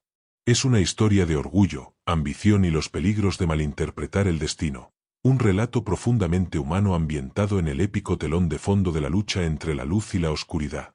La idea de que Yoda pudo haber derrotado al emperador Palpatine en Revenge of the Sith, pero eligió no hacerlo, ofrece una nueva perspectiva sobre el duelo icónico entre los usuarios de la fuerza más poderosos de la galaxia. Sugiere que la retirada de Yoda no fue una cuestión de derrota, sino una decisión calculada basada en su comprensión del panorama más amplio. Es una teoría que añade una capa de sabiduría al personaje de Yoda, retratándolo como un maestro Jedi que vio más allá de la batalla inmediata y priorizó la supervivencia a largo plazo de los Jedi y el eventual cumplimiento de la profecía. Para contextualizar, el duelo entre Yoda y Palpatine es uno de los momentos más intensos de la trilogía de precuelas. Tiene lugar en la Cámara del Senado, con Yoda enfrentando al recién nombrado emperador tras la catastrófica Orden 66. Las apuestas son monumentales. El destino de la Orden Jedi y de la galaxia misma está en juego. Yoda, empuñando todo su dominio de la fuerza, se enfrenta cara a cara con Palpatine en una batalla que se trata tanto de poder físico como de sus respectivas ideologías. La pelea es brutal y equilibrada, con Yoda demostrando su increíble agilidad, fuerza y habilidades con la fuerza. Sin embargo, el duelo termina abruptamente cuando Yoda es lanzado desde una plataforma del Senado y finalmente decide retirarse, declarando, fracasado, A primera vista, parece una derrota directa, con el gran maestro de la Orden Jedi incapaz de superar el poder bruto del Lord Sith. Pero esta teoría argumenta que la retirada de Yoda no se debió a una falta de habilidad, sino que fue una elección estratégica, tomada con el futuro de los Jedi y la profecía del elegido en mente. Examinemos la idea de que Yoda podría haber derrotado a Palpatine. A lo largo de la saga, Yoda es retratado como uno de los Jedi más poderosos que jamás hayan existido. Su dominio de la fuerza es inigualable, demostrado por hazañas como levantar un X-Wing completo del pantano de Dagobah, desviar rayos Sith con facilidad y enfrentarse a señores Sith formidables como el Conde Dooku. Las habilidades de Yoda en el combate con sable de luz y su profunda conexión con la fuerza hacen que sea plausible que pudiera haber derrotado a Palpatine en un duelo 1 a 1, especialmente considerando lo igualados que estaban durante su batalla en la Cámara del Senado. Durante el combate, Yoda incluso logra desarmar temporalmente a Palpatine, tomándolo por sorpresa. Este momento indica que Yoda no solo estaba manteniéndose a la par del Lord Sith, sino que lo estaba presionando activamente, forzando a Palpatine a depender de su astucia y del entorno para mantener la ventaja. Las plataformas del Senado, que Palpatine lanza contra Yoda, se convierten en un arma simbólica en este duelo, representando el poder político corrupto que Palpatine ejerce. Yoda, por otro lado, se mantiene enfocado en habilidades puras de la fuerza, intentando superar a Palpatine a pesar de las desventajas. La batalla muestra que Yoda no fue superado, si acaso, seguía siendo un oponente formidable. Pero entonces, ¿por qué elige retirarse? La respuesta radica en la comprensión de Yoda sobre la situación más amplia. Para el momento de este duelo, la galaxia ya está bajo el control de Palpatine, la Orden Jedi está en ruinas y Anakin Skywalker ha abrazado por completo el lado oscuro como Darth Vader. Yoda reconoce que, incluso si lograra derrotar a Palpatine en ese momento, no sería suficiente para restaurar el equilibrio en la fuerza ni para reconstruir la Orden Jedi. El imperio ya está consolidado y la influencia de Palpatine se extiende mucho más allá de la sala del Senado. La mente estratégica de Yoda comprende que derrotar físicamente a Palpatine no desharía automáticamente el daño que ya se ha hecho a la galaxia. Además, La retirada de Yoda también se trata de preservar la esperanza para el futuro. Como el último de los Jedi, Yoda sabe que tiene un papel crucial que desempeñar en guiar a la siguiente generación. Al retirarse, asegura su supervivencia, permitiéndole ir al exilio en Dagobah. Desde allí, Yoda puede planear un futuro en el que el verdadero elegido, Anakin Skywalker, tal vez cumpla su destino. Es una jugada que se alinea con la visión a largo plazo de Yoda. El gran maestro no se preocupa por victorias inmediatas, está enfocado en el panorama general, que incluye entrenar a Luke Skywalker, el hijo de Anakin, para traer equilibrio a la fuerza de una forma que Yoda no puede lograr solo. La decisión de Yoda de huir también se alinea con su comprensión de la profecía del elegido. Para este punto, Yoda sabe que la profecía habla de un Jedi que finalmente destruirá a los Sith y traerá equilibrio a la fuerza. A pesar de la caída de Anakin al lado oscuro, Yoda aún puede haber creído que Anakin tenía un papel que desempeñar en el cumplimiento de la profecía. En este sentido, la retirada de Yoda no es un acto de rendición, sino una retirada estratégica para asegurar que la profecía aún pueda desarrollarse como estaba destinada. Al permitir que Palpatine viva, Yoda está preparando el escenario para una confrontación futura en la que Anakin, como el elegido, tendrá la oportunidad de redimirse y cumplir su destino. Esta interpretación de las acciones de Yoda añade profundidad a su personaje, retratándolo como un Jedi dispuesto a sacrificar ganancias a corto plazo por el bien del equilibrio a largo plazo. También redefine los momentos finales del duelo. Cuando Yoda declara fracasado, no está simplemente reconociendo su incapacidad para derrotar a Palpatine en ese momento, sino reconociendo el fracaso de la Orden Jedi en su conjunto, un fracaso que comenzó mucho antes del duelo y que requiere un nuevo enfoque para superarlo. La teoría también resalta un aspecto clave del carácter de Yoda, su humildad. A lo largo de la saga, Yoda es retratado como un Jedi sabio y contemplativo, alguien que comprende las limitaciones del poder. Su retirada en Revenge of the Sith no se trata de admitir debilidad, sino de reconocer que la fuerza bruta por sí sola no puede restaurar el equilibrio en la fuerza.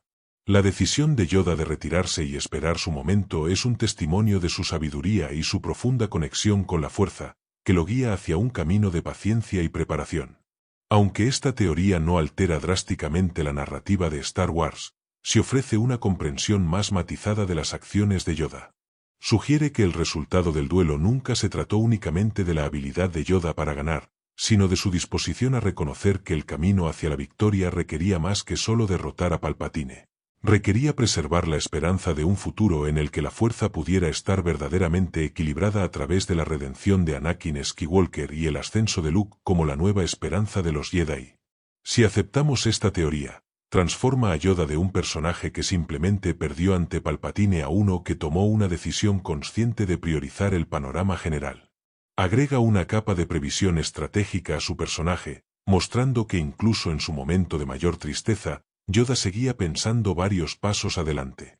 Su retirada no fue una señal de derrota, fue una señal de su profundo entendimiento de la voluntad de la fuerza y de su inquebrantable compromiso con la profecía.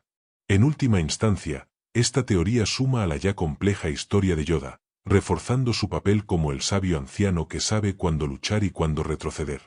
No cambia la narrativa general de Star Wars, pero profundiza nuestra apreciación por las decisiones de Yoda y los sacrificios que hizo por el bien del equilibrio. La decisión de Yoda en Revenge of the Sith se convierte en un momento de sabiduría en lugar de fracaso, un movimiento estratégico que asegura el resurgimiento del legado Jedi y el eventual cumplimiento de la profecía. La teoría de que Anakin Skywalker utilizó inconscientemente la fuerza para influir en Padme Amidala a lo largo de su relación aporta una capa sutil pero intrigante a su dinámica. Sugiere que la intensa conexión de Anakin con la fuerza no se limitaba a sus habilidades de combate o hazañas físicas, sino que también tuvo un impacto psicológico y emocional en quienes estaban más cerca de él, especialmente Padme. Aunque no es tan dramática como otras teorías, esta añade matices a la relación de la pareja, sugiriendo que las poderosas emociones de Anakin, el amor, el miedo y la obsesión, podrían haber manipulado involuntariamente los sentimientos, decisiones e incluso el destino trágico de Padme. Para entender esta teoría, debemos revisar cómo opera la fuerza en Star Wars. Está establecido que la fuerza no es solo una herramienta para la telequinesis o el manejo del sable de luz, es una energía mística que une a todos los seres vivos, conectando sus mentes, emociones y destinos. Aquellos que son poderosos en la fuerza pueden influir en los pensamientos y sentimientos de otros, ya sea intencionalmente o no. De hecho, los Jedi advierten frecuentemente sobre los peligros del apego emocional precisamente porque puede llevar a manipulaciones no intencionadas a través de la fuerza. Anakin, como sabemos, es uno de los usuarios de la fuerza más poderosos de la galaxia, pero también uno de los menos disciplinados. A diferencia de los maestros Jedi que han aprendido a suprimir o controlar sus emociones, Anakin lleva el corazón en la mano. Se deja llevar por la pasión, el miedo y una necesidad desesperada de control, rasgos que no solo lo hacen susceptible al lado oscuro, sino que también crean la posibilidad de un uso subconsciente de la fuerza.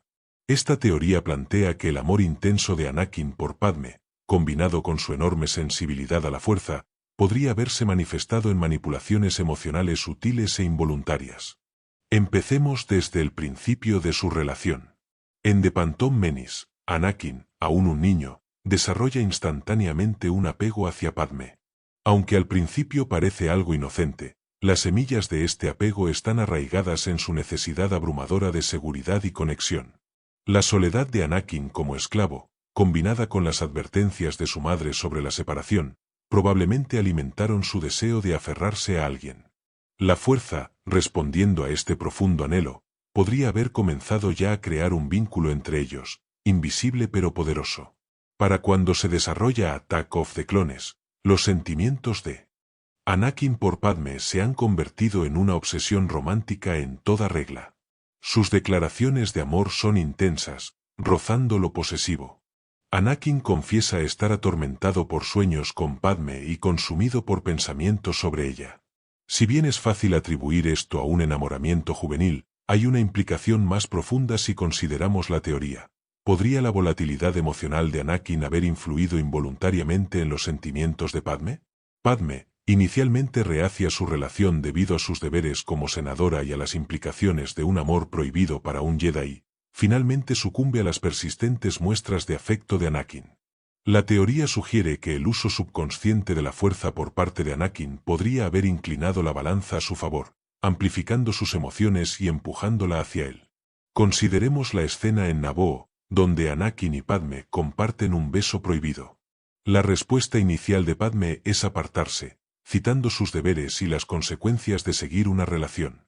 A pesar de sus reservas lógicas, ella se siente nuevamente atraída por Anakin.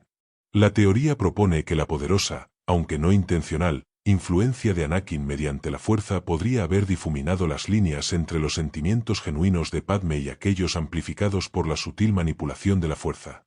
No se trata de control mental como tal, sino más bien de una amplificación subconsciente de las emociones, un fenómeno que se alinea con cómo se sabe que actúa la fuerza en otros contextos, como cuando los Jedi pueden percibir y agudizar emociones en batalla. Avanzando hacia Revenge of the Sith, la relación de Anakin con Padme adquiere un tono más oscuro. Su amor se vuelve cada vez más posesivo y desesperado, impulsado por visiones proféticas de su muerte durante el parto.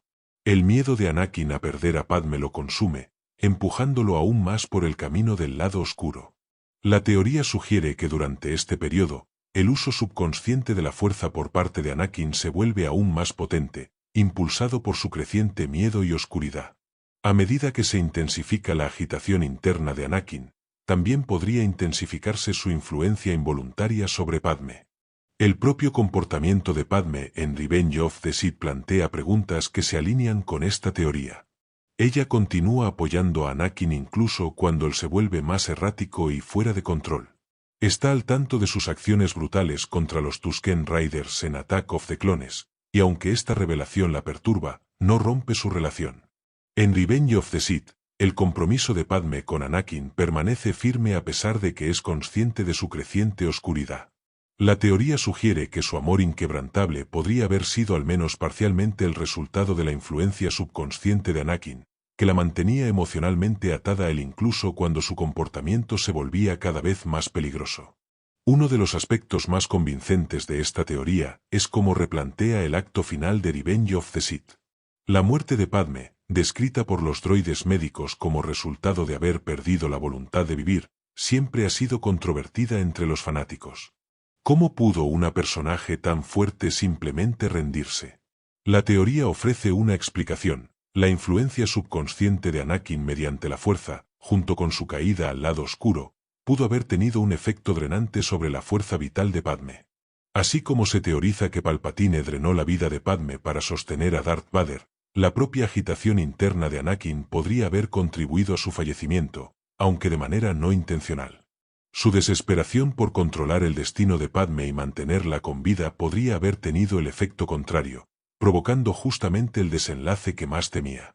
Si esta teoría tiene fundamento, añade una capa trágica a la historia de amor entre Anakin y Padme. Sugiere que su relación no fue puramente natural, sino entrelazada con la influencia insidiosa del lado oscuro. El amor de Anakin por Padme, aunque genuino, estaba contaminado por su incapacidad para controlar sus emociones y su uso subconsciente de la fuerza. El amor de Padme, a su vez, se vuelve más complejo. ¿Fue enteramente suyo o estuvo parcialmente moldeado por la abrumadora presencia de la fuerza del hombre al que amaba? Esta interpretación no socava la agencia de Padme, sino que resalta la complejidad de amar a alguien tan poderoso y conflictivo como Anakin. Además, la teoría se relaciona con los temas amplios de Star Wars, particularmente los peligros del poder sin control y del apego. La incapacidad de Anakin para controlar sus emociones y deseos sirve como una advertencia sobre las posibles consecuencias de la sensibilidad a la fuerza sin disciplina. Las advertencias de los Jedi sobre el apego no se refieren únicamente a evitar relaciones románticas, sino a comprender el potencial que tienen los usuarios de la fuerza para imponer su voluntad sobre otros de manera subconsciente, incluso sin quererlo. Esta teoría, aunque no tan dramática como otras, profundiza nuestra comprensión de las dinámicas psicológicas y emocionales en la saga. Presenta a Anakin no solo como una víctima del lado oscuro, sino como alguien que sin saberlo se convirtió en manipulador mediante su uso incontrolado de la fuerza. También añade una capa de tragedia al personaje de Padme, sugiriendo que su amor inquebrantable por Anakin podría haber estado influenciado por fuerzas más allá de su control. Es una interpretación sutil pero conmovedora que enfatiza la complejidad de su relación y la naturaleza insidiosa del lado oscuro. En última instancia, independientemente de si Anakin realmente influyó o no de manera subconsciente en Padme a través de la fuerza, la teoría mejora nuestra apreciación de su trágica historia de amor. Demuestra que el alcance de la fuerza va más allá de las batallas y los duelos con sables de luz. Puede moldear relaciones, emociones y destinos de formas que no siempre son visibles. La historia de Anakin no trata solo de poder y traición, sino también de las consecuencias no intencionadas del amor cuando lo posee alguien tan poderoso como el elegido. La teoría de que el culto Sith creó la regla de dos no solo para consolidar el poder, sino para evitar que el lado oscuro se destruyera a sí mismo, ofrece una interpretación práctica de la filosofía Sith. Pone énfasis en la dinámica interna de los Sith, arrojando luz sobre cómo una facción impulsada por la ambición, la traición y la sed de poder logró sobrevivir durante siglos.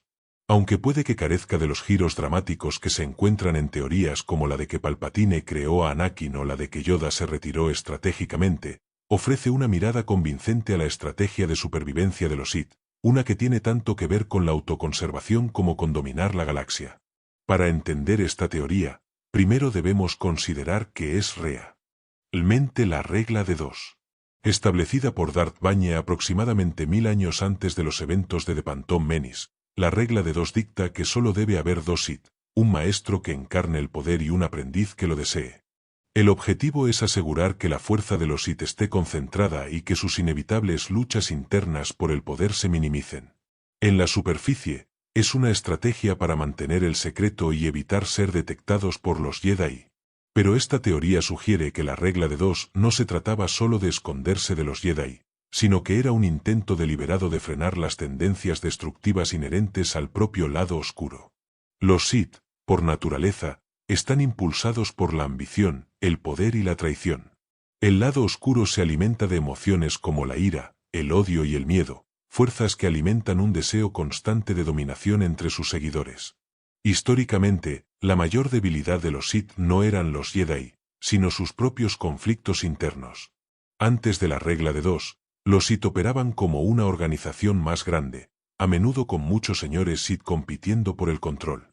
Esto inevitablemente conducía a luchas internas, con aprendices derrocando a maestros, rivales asesinándose entre sí y el lado oscuro consumiéndose a sí mismo en el caos.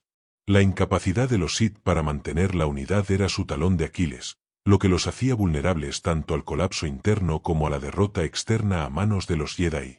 Darth Bane, el arquitecto de la regla de dos, reconoció esta falla tras presenciar la casi total destrucción de los Sith en la batalla final de la Guerra Sith-Jedi.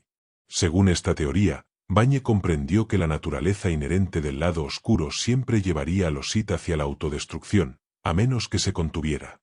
La regla de dos no fue solo una medida práctica para reconstruir a los Sith en secreto, fue una reforma radical diseñada para asegurar la supervivencia a largo plazo del lado oscuro, controlando sus tendencias más peligrosas.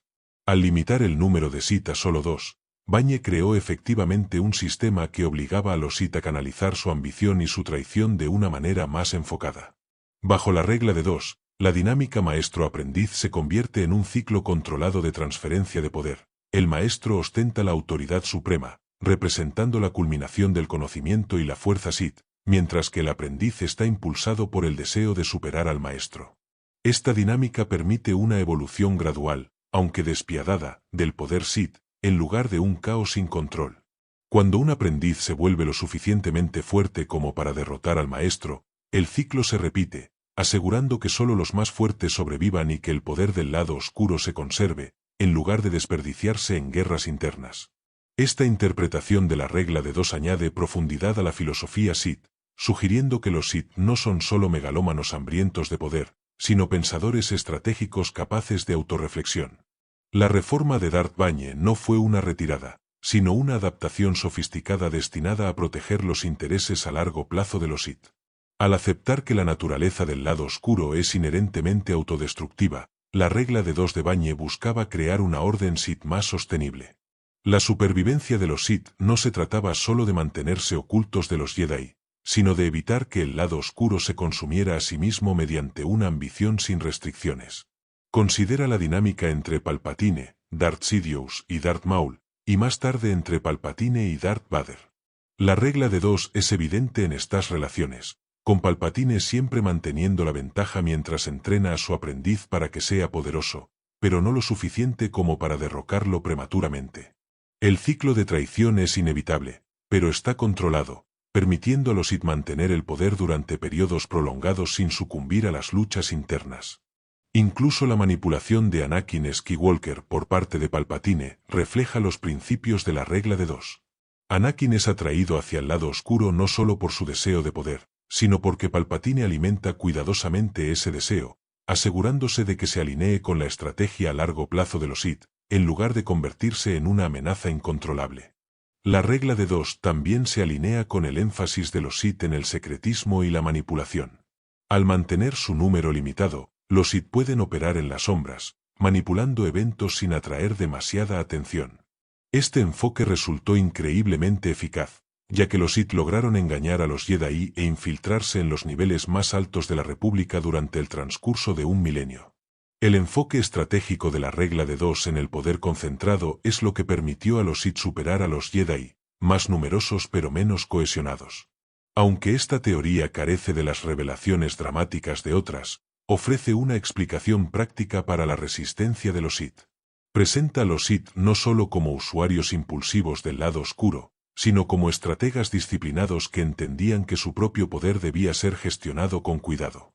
La regla de dos deja de ser una cuestión de limitar números para convertirse en una forma de controlar la ambición, una ambición que, si no se controla, inevitablemente conduciría a la caída de los Sith. Otro aspecto de esta teoría es cómo refleja los temas generales de Star Wars. El enfoque de los Sith en el poder, el control y la jerarquía es un oscuro reflejo del énfasis de los Jedi en la armonía, el equilibrio y la unidad. Mientras los Jedi creen que el lado luminoso puede coexistir con la paz y el equilibrio, los Sith abrazan la naturaleza caótica del lado oscuro pero intentan imponerle orden a través de la regla de dos. Esta diferencia filosófica es un microcosmos del conflicto más amplio entre Sith y Jedi, un conflicto no solo de luz contra oscuridad, sino de poder controlado contra poder desatado. La supervivencia de los Sith gracias a la regla de dos también sugiere que su comprensión del lado oscuro es más pragmática de lo que a menudo se retrata. Son conscientes de sus limitaciones y peligros, y la regla de dos es un medio para aprovechar esos peligros en lugar de ser consumidos por ellos. Es un sistema que reconoce el potencial destructivo del lado oscuro, pero que busca canalizarlo en una forma de poder más enfocada y sostenible. Esta perspectiva convierte a los Sith en algo más que antagonistas, los muestra como una facción que ha sabido adaptarse y evolucionar con el tiempo, utilizando su propia filosofía para superar sus debilidades inherentes. Si esta teoría es cierta, pinta a los Sith como una facción que ha dominado no solo la fuerza, sino también su propia naturaleza. También redefine la regla de dos como una estrategia de supervivencia más que como una simple estructura de poder. La longevidad de los Sith no es solo una cuestión de secretismo y engaño, sino el resultado de su disposición a enfrentar sus propias fallas y adaptarse en consecuencia. La regla de dos se convierte en un testimonio de la resiliencia de los Sith, ya que les permite perdurar durante siglos incluso cuando los Jedi los creen extintos. Aunque esta teoría no sea tan llamativa como la idea de que Palpatine drenó la fuerza vital de Padmé o que Darth Jar Jar era en secreto un señor Sith, ofrece una explicación práctica de por qué los Sith fueron capaces de mantener su influencia durante tanto tiempo. Es un testimonio de su pensamiento estratégico, su comprensión de la naturaleza del lado oscuro y su capacidad para adaptarse a circunstancias cambiantes. Los Sith no son solo buscadores de poder, son sobrevivientes, dispuestos a imponer orden sobre el caos, incluso si eso significa limitar su propio número y ambiciones.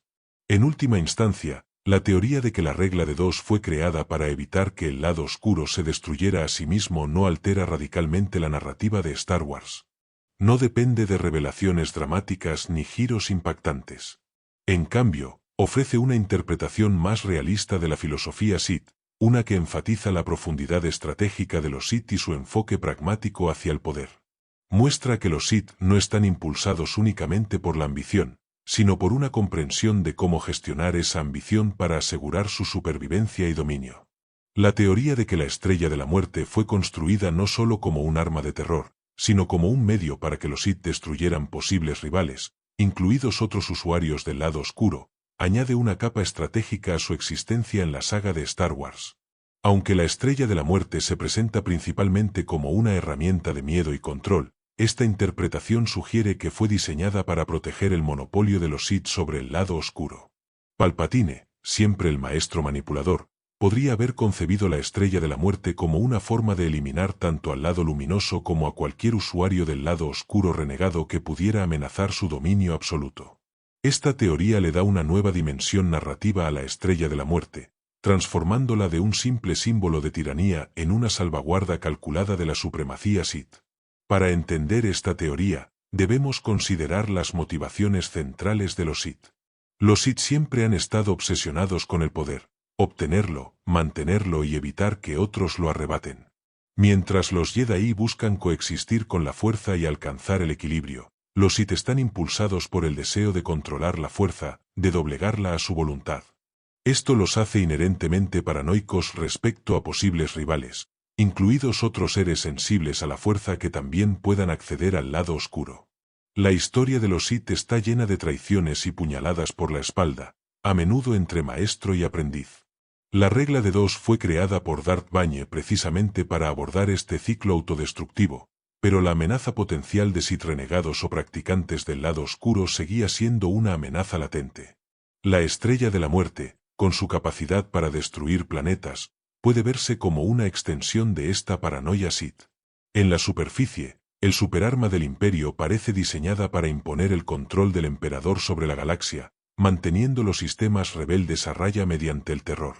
Pero si profundizamos en sus implicaciones estratégicas, el propósito principal de la Estrella de la Muerte podría haber sido mucho más siniestro. Era una forma de aniquilar cualquier mundo que albergara seres sensibles a la fuerza que pudieran representar un desafío al dominio de Palpatine, ya fueran Jedi escondidos en el exilio, usuarios del lado oscuro rivales que buscaran el poder, o incluso facciones rebeldes que pudieran generar guerreros sensibles a la fuerza en el futuro. La Estrella de la Muerte ofrecía a los Sith un medio de destrucción preventiva. El poder inmenso del arma se alinea con esta teoría. La Estrella de la Muerte no es solo un recurso táctico para suprimir rebeliones, es una herramienta para erradicar amenazas al dominio de los Sith. La capacidad de borrar planetas enteros permite a los Sith enfrentarse a posibles levantamientos o concentraciones de usuarios sensibles a la fuerza con un solo golpe devastador. Palpatine, maestro tanto de la estrategia como de la manipulación, habría reconocido la importancia de eliminar a todos los competidores potenciales, no solo a los Jedi alineados con el lado luminoso. Sabía que el lado oscuro está lleno de ambición y que los Sith renegados u otros usuarios del lado oscuro podían ser tan peligrosos como los Jedi.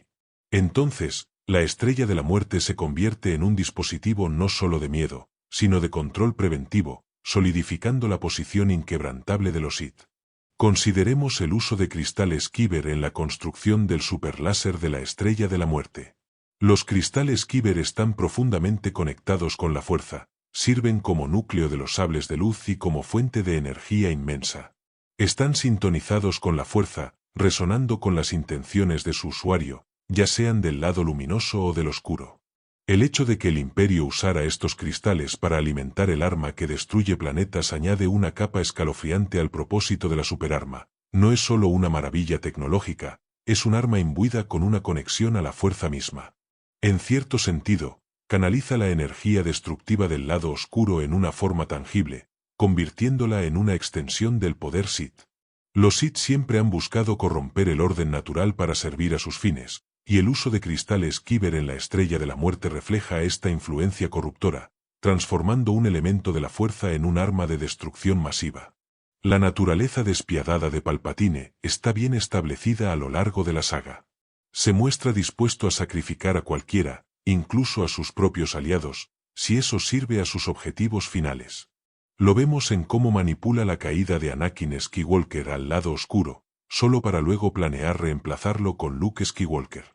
El constante maquinado de Palpatine está impulsado por el deseo de eliminar todas las amenazas potenciales a su poder. La Estrella de la Muerte, como herramienta de destrucción absoluta, encaja perfectamente en esta mentalidad. No se trata solo de sofocar rebeliones o intimidar a la galaxia para someterla, se trata de asegurarse de que ningún Jedi, usuario del lado oscuro u otra figura pueda surgir para desafiar a los Sith. La destrucción de Alderaan en Una Nueva Esperanza ofrece un atisbo de cómo la Estrella de la Muerte podría haber sido usada contra amenazas potenciales sensibles a la fuerza. Alderaan, un centro de resistencia política contra el Imperio, es destruido para enviar un mensaje de terror. Pero si demos esto a la teoría, no es solo un mensaje a los rebeldes, es una demostración de la disposición del Imperio a aniquilar mundos enteros para eliminar cualquier y toda amenaza, incluidas aquellas que pudieran albergar futuros adversarios sensibles a la fuerza. El poder de la Estrella de la Muerte para aniquilar un planeta no era solo para infundir miedo, sino para mostrar que los Sith tenían los medios para erradicar cualquier concentración de sensibilidad a la fuerza. Además, la construcción de una segunda Estrella de la Muerte en El Retorno del Jedi sugiere que Palpatine consideró la destrucción de la primera como un contratiempo, pero no como un impedimento a su estrategia final. La segunda Estrella de la Muerte, aún más grande y poderosa, refuerza la idea de que estas superarmas eran un componente clave de la estrategia a largo plazo de los Sith para dominar la galaxia y eliminar a todos los posibles rivales, incluso con la Alianza Rebelde como una amenaza evidente. La paranoia de los Sith respecto a otros usuarios del lado oscuro o a seres sensibles a la fuerza renegados probablemente persistió, impulsando a Palpatine a asegurarse de que el Imperio pudiera seguir ejerciendo ese poder abrumador. La teoría también añade un giro interesante a las motivaciones detrás de los avances tecnológicos del Imperio. El énfasis del Imperio en armas destructivas masivas no es solo producto de una estrategia militar, sino un reflejo del deseo más amplio de los Sith por el control y el miedo a la competencia. La Estrella de la Muerte, en este contexto, se convierte en el símbolo supremo del deseo de los Sith por monopolizar la fuerza, tanto suprimiendo el lado luminoso como eliminando de forma preventiva cualquier otro desafío proveniente del lado oscuro. Aunque la teoría de que la Estrella de la Muerte fue construida para destruir a los rivales de los Sith resulta intrigante, no cambia drásticamente la narrativa general de Star Wars. Añade profundidad al pensamiento estratégico de Palpatine y proporciona una razón más siniestra para la existencia de la Estrella de la Muerte, pero no altera el conflicto fundamental entre los Sith y los Jedi. Sin embargo, lo que sí hace es ofrecer una interpretación más compleja del campo de competencia de los Sith, un reconocimiento de que su poder siempre está en riesgo, incluso desde dentro del propio lado oscuro. En este sentido, la Estrella de la Muerte se convierte en algo más que un arma de destrucción masiva. Es una manifestación de los miedos más profundos de los Sith, un monumento a su paranoia, construido para asegurarse de que ningún Jedi, Sith u otro ser pueda desafiar su reinado. Refuerza el tema de la naturaleza inherentemente autodestructiva del lado oscuro, con un Sith dispuesto a destruir cualquier cosa, incluso a otros usuarios del lado oscuro, para mantener su dominio. El uso de la Estrella de la Muerte como arma contra otros usuarios del lado oscuro también se alinea con el deseo eventual de Palpatine de reemplazar a Vader con Luke Skywalker. Palpatine siempre estaba en busca de un aprendiz más poderoso, alguien que pudiera ayudarlo a mantener el dominio de los Sith. Entonces, la Estrella de la Muerte no era solo una herramienta para gobernar la galaxia, sino un medio para asegurar que solo los más fuertes sobrevivieran, aquellos que pudieran servir al propósito de los Sith sin convertirse en una amenaza a ellos mismos. En última instancia, esta teoría replantea a la Estrella de la Muerte no solo como un símbolo de tiranía, sino como un movimiento calculado por parte de los Sith para mantener un control absoluto sobre la fuerza. Se trata menos de gobernar mediante el miedo y más de eliminar a todos los posibles rivales, ya sea que estén alineados con el lado luminoso o con el oscuro. Aunque no sea tan dramática como otras teorías, añade una nueva capa de comprensión a la mentalidad estratégica de los Sith, destacando su disposición a llegar hasta las últimas consecuencias, incluso destruir planetas enteros, para proteger su poder. La teoría de que los Stormtroopers fallaban sus disparos a propósito durante momentos clave de la trilogía original ofrece una nueva perspectiva sobre uno de los chistes más famosos de Star Wars, la puntería aparentemente terrible de los soldados imperiales. Aunque los Stormtroopers han sido objeto de burla por su incapacidad para acertar a los personajes principales, esta teoría sugiere que su baja precisión no se debía a incompetencia, sino que era una táctica deliberada como parte de un plan maestro orquestado por el emperador Palpatine. Si fuera cierta, esta teoría transformaría a los Stormtroopers de simples peones torpes en soldados disciplinados que ejecutan una estrategia encubierta para permitir que la rebelión crezca, pueda ser rastreada y finalmente usada para justificar el endurecimiento del control del Imperio sobre la galaxia. Para desglosar esta teoría, empecemos con uno de los ejemplos más notables en Una Nueva Esperanza. Después de ser capturados en la Estrella de la Muerte, Luke, Leia, Han y Chewbacca logran escapar durante un caótico tiroteo con los Stormtroopers. A pesar de la intensa batalla, los héroes logran llegar al halcón milenario sin recibir un solo disparo. Leia incluso sospecha que algo anda mal, diciendo que el Imperio nos dejó ir. Sus palabras insinúan la posibilidad de que los disparos fallidos de los Stormtroopers fueron intencionales, permitiendo que los rebeldes escaparan para que el Imperio pudiera rastrear su nave hasta la base rebelde oculta. La escena plantea una pregunta crítica: ¿los Stormtroopers eran realmente tan malos apuntando o estaban bajo órdenes de fallar? Este no es el único momento en que los Stormtroopers muestran una puntería cuestionable a lo largo de la trilogía. Parecen tener dificultades para acertar a sus objetivos cuando se enfrentan a los personajes principales, incluso en situaciones de combate cuerpo a cuerpo. Sin embargo, esta inconsistencia en su rendimiento sugiere que podría haber algo más detrás. Cuando los Stormtroopers participan en batallas a gran escala, como el asalto a la base hecho en el Imperio contraataca, parecen ser mucho más eficaces, avanzando metódicamente sobre las fuerzas rebeldes y asegurando posiciones clave. De manera similar, en su abordaje inicial al Tantive 4 al comienzo de Una Nueva Esperanza, se muestran como soldados competentes que superan rápidamente la nave y capturan a la princesa Leia. Este contraste entre la capacidad de los Stormtroopers en combate regular y su aparente incompetencia al perseguir a los personajes principales respalda la idea de que su puntería no es tan mala como parece, sino simplemente más estratégica de lo que podríamos pensar. El Imperio, bajo la dirección de Palpatine, tenía una agenda clara de mantener el control mediante un caos calculado. Al permitir que figuras clave de la rebelión sobrevivieran, Palpatine podía asegurarse de que la rebelión siguiera siendo una amenaza visible, justificando así la expansión militar del Imperio y sus medidas draconianas. Este enfoque encaja con la naturaleza manipuladora de Palpatine, ya que era conocido por jugar en ambos bandos a su favor, convirtiendo los disparos fallidos de los Stormtroopers en parte de un plan cuidadosamente diseñado. La brillantez estratégica de Palpatine es evidente a lo largo de toda la saga, manipula la caída de Anakin Skywalker al lado oscuro, orquesta las guerras clon para debilitar a los Jedi, y utiliza el miedo del Senado hacia los separatistas para consolidar su poder como emperador. Todo su ascenso se basa en la creación de amenazas que justifican su creciente control. La rebelión, a pesar de ser un movimiento de resistencia genuino, también sirve a los intereses de Palpatine en las primeras etapas de la Guerra Civil Galáctica. Al permitir que crezca y parezca más formidable, Palpatine puede usarla como una herramienta para manipular al Senado, a la población e incluso a sus propios oficiales, y así promover medidas más autoritarias.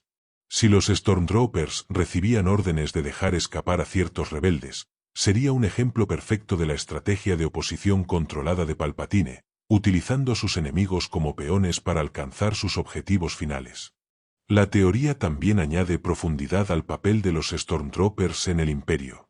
Aunque a menudo son retratados como esbirros sin rostro, esta interpretación los reimagina como soldados disciplinados capaces de seguir órdenes complejas, incluso si esas órdenes implican fallar sus disparos a propósito.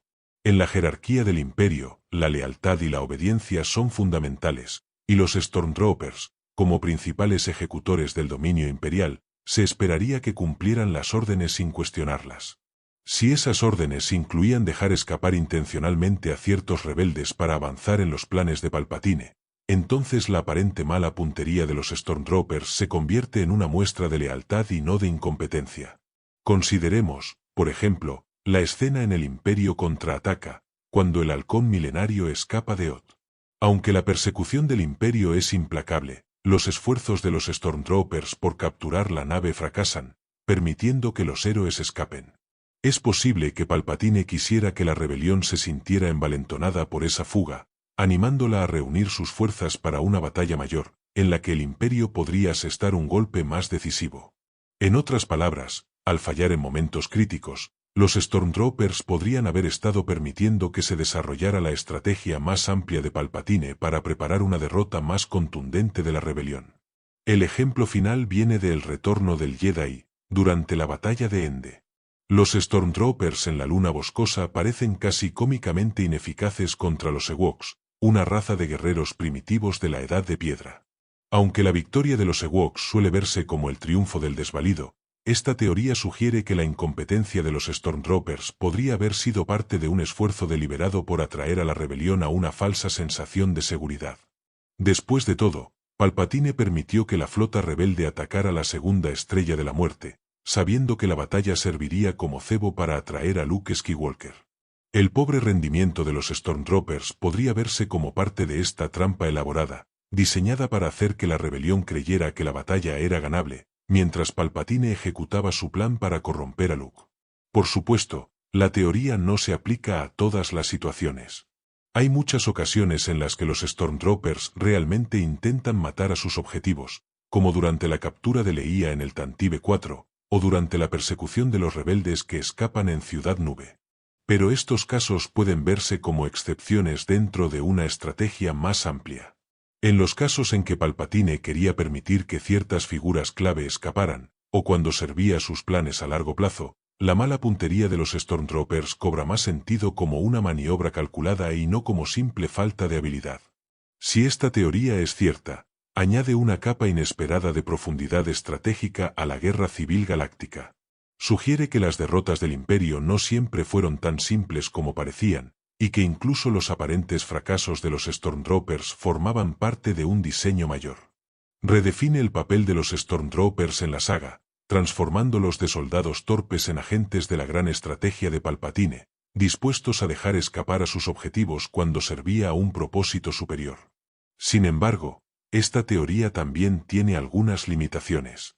Para empezar, no explica la percepción generalizada de los Stormtroopers como consistentemente ineficaces a lo largo de la saga, incluso en situaciones donde claramente están intentando matar a sus objetivos. También depende en gran medida de la idea de que Palpatine estaba dispuesto a permitir que miembros clave de la rebelión sobrevivieran, lo cual es coherente con su naturaleza manipuladora, pero no siempre evidente en sus acciones directas.